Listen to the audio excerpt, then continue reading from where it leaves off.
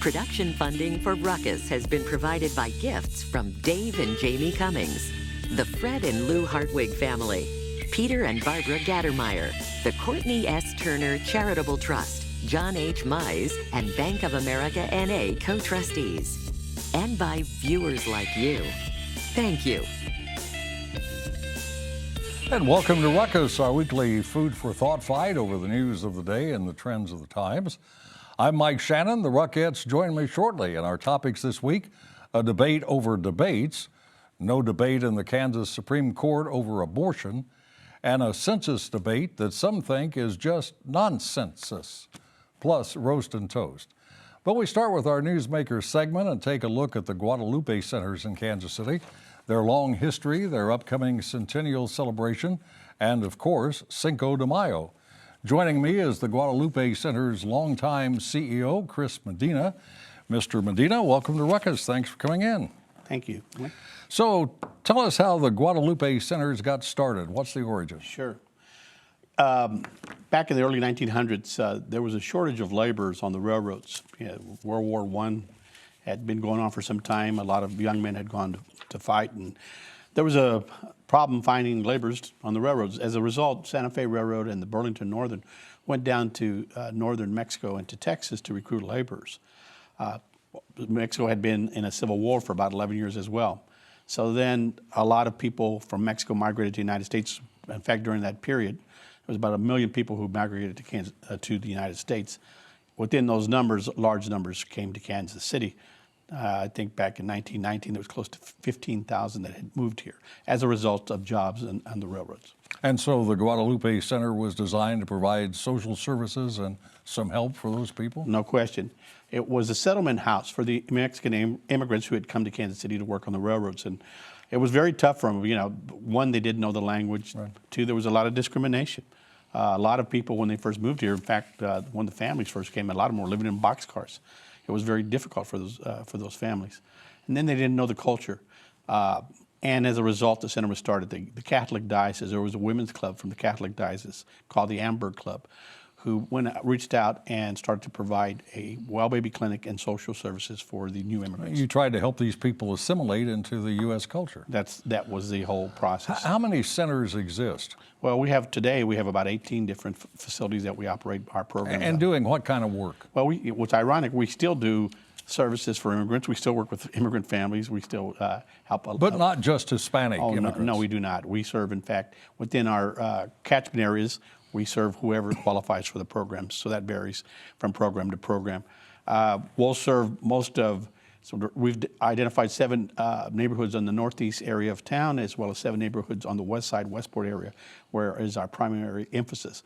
But I'll give you an example. Our preschool at the Penn Valley College, we'll serve over 30 different zip codes in enrollment with kids at that place. So and you do some health care, I think. No problem. Yes, we do. And we do outpatient counseling. We do some teen pregnancy intervention, working with young mothers. And so, that's a big part of what we do as well. And you're funded by various government funding and some private sources. Correct. We have federal funding, state, county, city, as well as a lot of private foundations here locally, nationally, and corporate contributions. So you're having a centennial celebration this year, and May the 19th, you have an event at the main library in Kansas City. Talk about what will take place. Sure.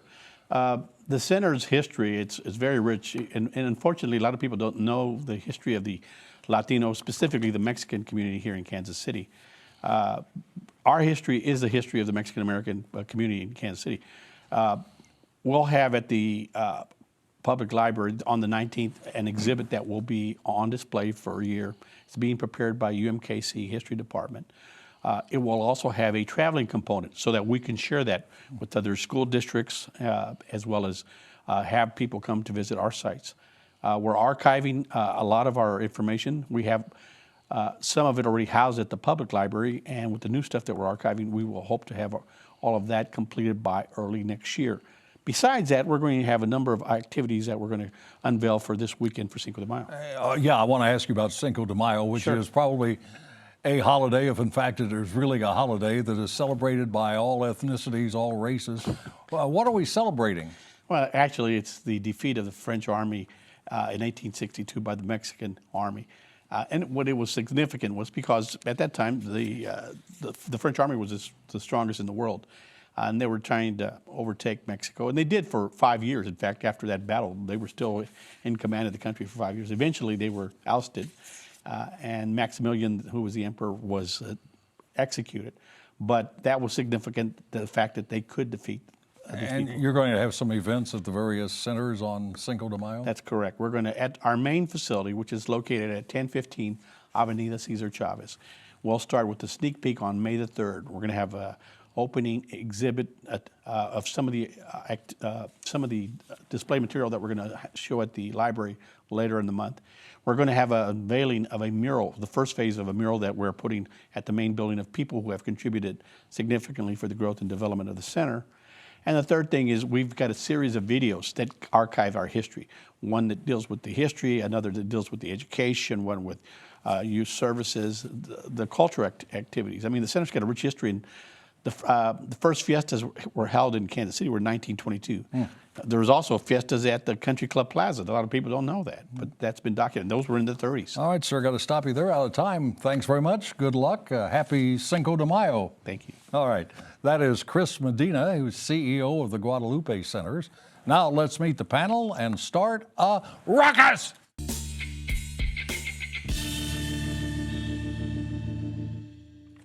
Jason Grill is the founder of J. Grill Media and a senior advisor at Paris Communications.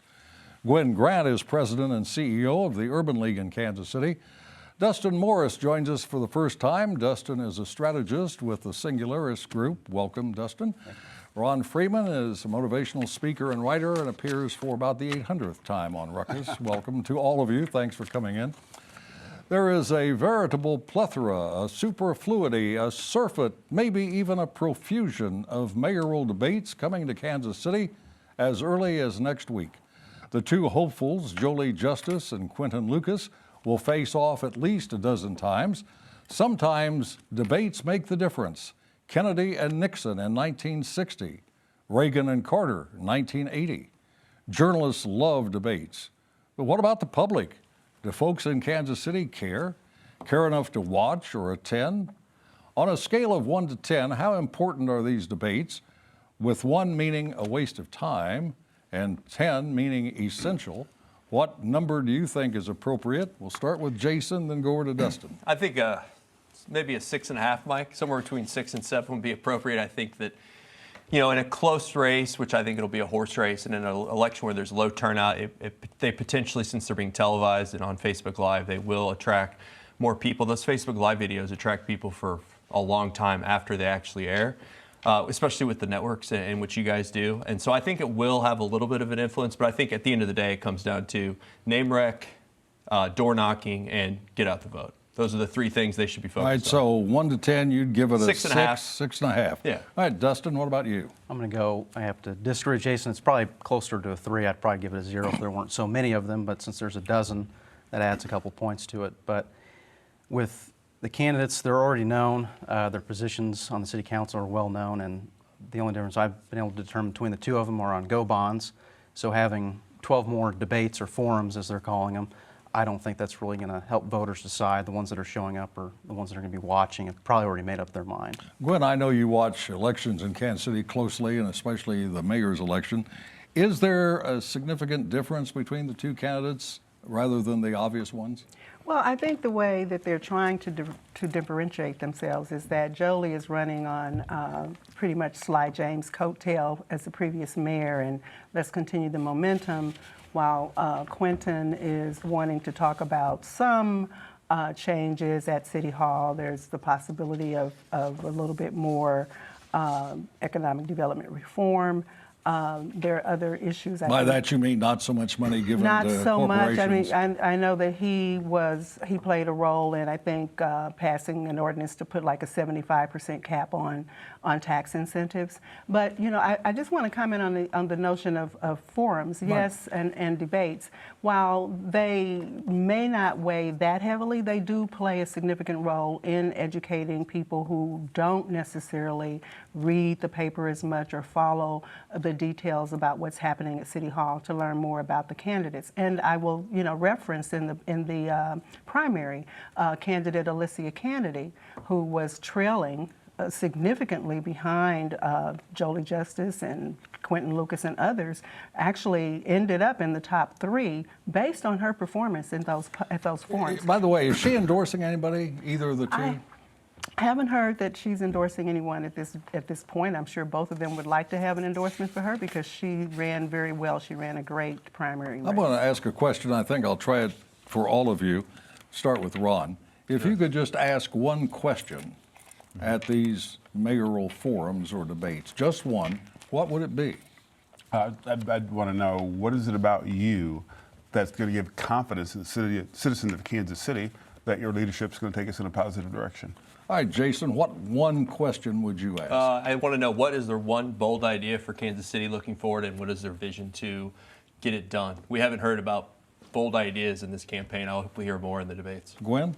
I'd want to know, what is your substantive and comprehensive strategy to address the high rate of murder and violent crime in Kansas City? All right, Dustin, one question. Mine was going to be the same as Gwen's, but since she would be there asking, I would ask about infrastructure. I don't drive around in Kansas City very often, but the potholes, they seem to be getting worse and worse. It's probably the safest way to proceed is not to drive around Kansas City very often. I've been thinking about it myself. I think I would say, what office do you really hope you get after 8 years as mayor? What are you really running for? Good question. I thought so, or I wouldn't have asked it. All right, the Kansas Supreme Court has ruled that the state constitution, adopted in 1859, protects a woman's right to make her own decisions regarding her body, decisions that include whether to continue a pregnancy. Legal abortions have been part of U.S. law since at least 1973 in Roe v. Wade. Why is this Kansas decision creating so much attention? And we start with Gwen. Well, I think it's creating so much attention because the ruling pretty much provides for legalized abortion to remain legal in Kansas, irrespective of any changes that might occur on a federal level with regard to Roe v. Wade. So basically, they're upholding the Kansas Constitution as saying the woman has the right to choose, and that should the current Supreme Court make any changes to federal law, it will not trump state law. So that's of grave concern to this very conservative Kansas legislature, which is pretty much apoplectic as a result of this decision, and is now looking to move to pass to amend the Kansas Constitution, which will be a very heavy lift, meaning that they will have to have a 2/3 majority in the legislature, and then also have a majority of the electorate to approve that legislation. Is there any likelihood in the offing that the U.S. Supreme Court is going to modify Roe v. Wade? Well, I think there continues to be this issue, and Trump has been able to certainly stack that court in his favor. So if there is a case brought before the Supreme Court, it's likely that there could be some changes. Ron, she mentioned the possible constitutional amendment in Kansas. Do you think that's a strong likelihood? I think it's possible. I think it's really kind of shocking that a court would rule that you could legally dismember a child. And that's their concern. We can dismember, we can have a procedure that literally tears a child apart, and that's okay with us.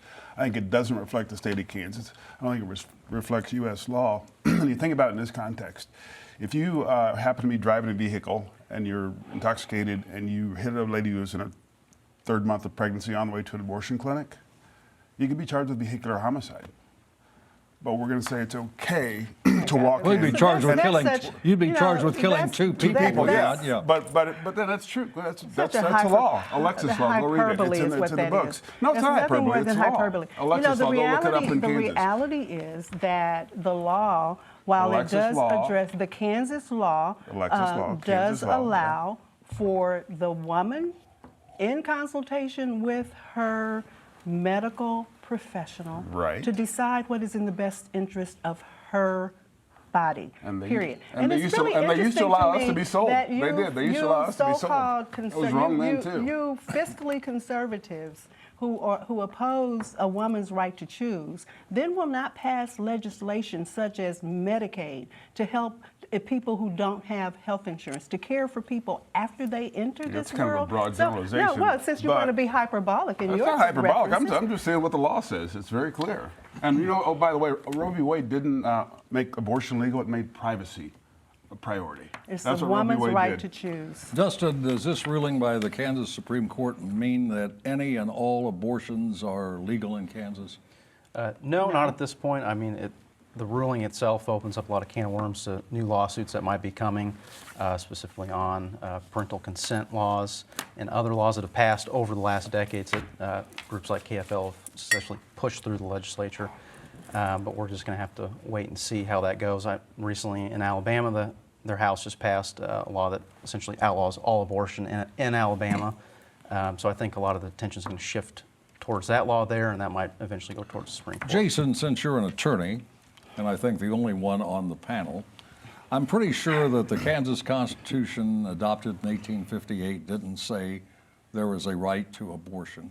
Neither did the U.S. Constitution, but the Supreme Court of the United States, the Supreme Court of Kansas, have both found there is an inherent right. How does that come about?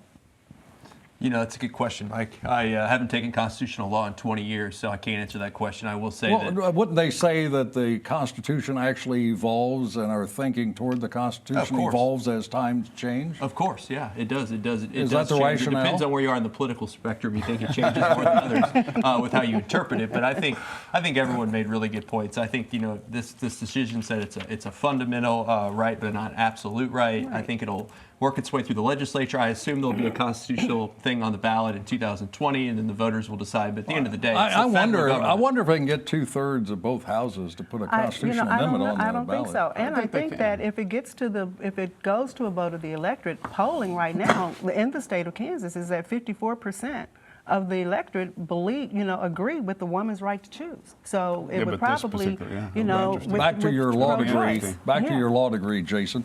Thanks, Mike.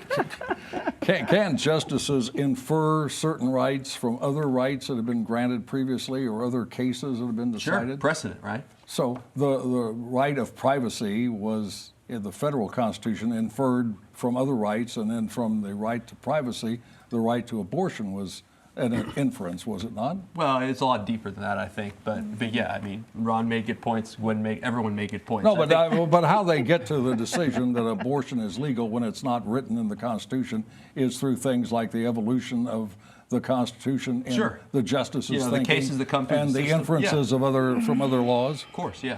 All right, one final question about Kansas before we go on to other issues. The Supreme Court ruling on school finance is likely to come out soon. What do you think the Supreme Court's going to say? $90 million a year is enough? $90 million more? If I know the court, they're going to say that we need more money. That's just kind of what taxpayers need to pony up a little bit more, which, again, I think is the wrong decision, but that's where they'll probably go. Do you agree with that, Gwen? You think the court will say more money, more than $90 million? I honestly haven't kept up, probably. Flip a coin, I think, at this point, right? Good chance to be a pattern. Yeah. Well, I think we've taken all this as far as we're going to go. We'll move on from the state Supreme Court. We're going to move to the U.S. Supreme Court, where a decision is pending on whether a question can be asked on the 2020 census. Those who support the idea say it's essential. Critics call it nonsense, maybe nonsensus. The question, did you get that right? I got that, Mike. That was good. The question is simply this: are you a citizen of the United States? This question was on the census until 1950. Early reaction from a recent hearing is that the court's conservative majority will approve putting the question on the 2020 census. So, Ron, what is the argument for not putting that question on the census? I think for a lot of people, the primary argument is Trump supports it. So we can't have him get in his way. But I think at the end of the day, I don't know what the argument is. I mean, it's a basic question of are you an American citizen or not? I think the follow-up to that question is if your answer is no, then you can end your survey now. But I do think that it's reasonable, and I really don't understand the opposition to it. You can't end the survey there, can you? Even if you're not a citizen of the United States, you could be living in the United States legally. That was hyperbole, Mike. It was. Thank you. Thank you. Yes, it We was. see that from Trump a lot, don't we? Yes, we do. I thought it was just Molly. I didn't know it was hyperbole. What about you, Dustin? What would be a reason for not including that question on the census? Some groups have said that it's it's going to lead to less federal funds going towards states that have a large population of illegal immigrants, because people are less likely to respond if that question's on there. It's yet to be seen if that'll be the case, but there's always an undercount with the census anyway. So I think that's kind of a red herring. Gwen, why would somebody not be willing to answer the question, as long as you were living in the country legally?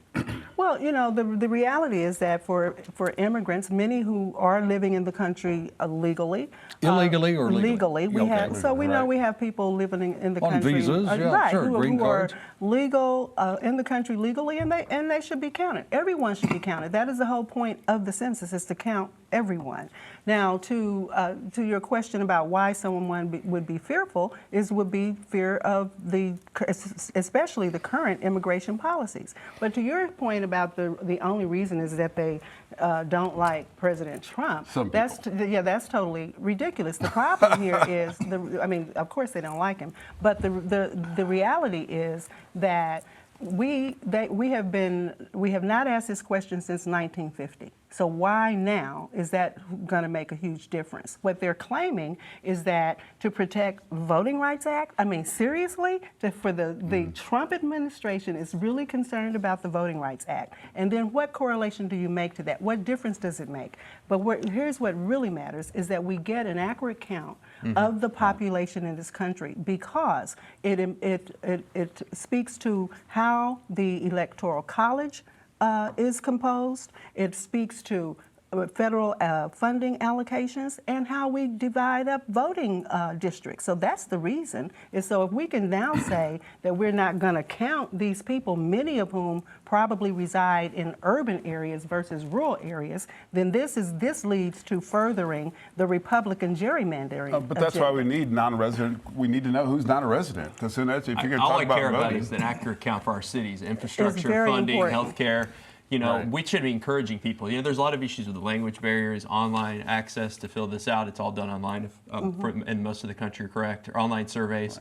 I don't know. A lot of it, I think 10 years ago, I filled out a form. We got it in the mail back then, right, Mike? Yeah. I think a lot of it is Yeah. done online now. And it's just, for me, it's just Well, about getting then you accurate got to count. drive people to the computers. Some people might not want to do that, might not Right. be able to do that. So there's a lot of complexities, I think, and I think this is just another added we have complexity. non-resident tax forms. It's not a big deal. If you're here illegally, you can be paranoid. I would think if you're here illegally, you're probably not going to fill that out anyway. Do you think that if people who filled this out were illegal and just said they weren't citizens, that there would be people dispatched to their residences to remove them from the country? No, absolutely not. Who Gwen, knows? Do you think that would be? I don't know the answer to that question.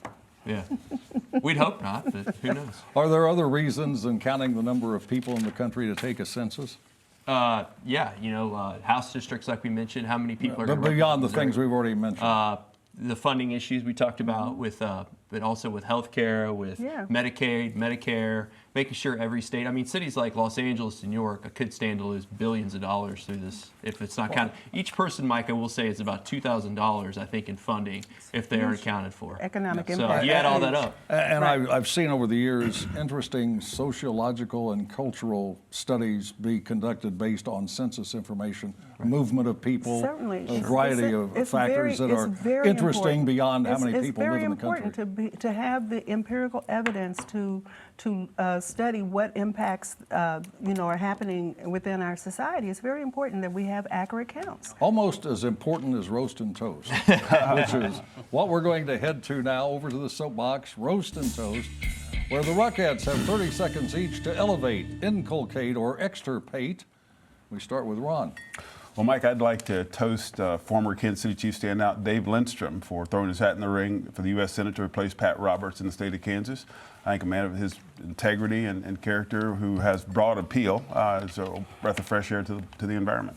All right, Jason. So many different roasts and toasts potentially today, but I'd like to roast. I work a lot in the media and with the media, and I have to roast them today for publishing Patrick Mahomes' home address. Thought that was a little bit too much. A lot of people in Kansas City kind of knew where the guy was living or where he was moving to, but to give out his address on television, really it's spurred more articles now on a national level. I mean, do we really want Raiders, Broncos, Chargers fans knowing where the future Hall of Fame quarterback live in Kansas City? I thought that was wrong, and I hope that that doesn't happen again with our athletes here in Kansas City. This was a local TV station, It was, right? but then it spawned a lot of other articles and national pieces. So it's lives- gone mainstream. He now. lives close to you, doesn't he? somewhere around the area. In an affluent area. Yeah. All right, Dustin. Sure. This week I toast my recent fellow graduates and the director of the Olathe Civic Academy, Brenda Long.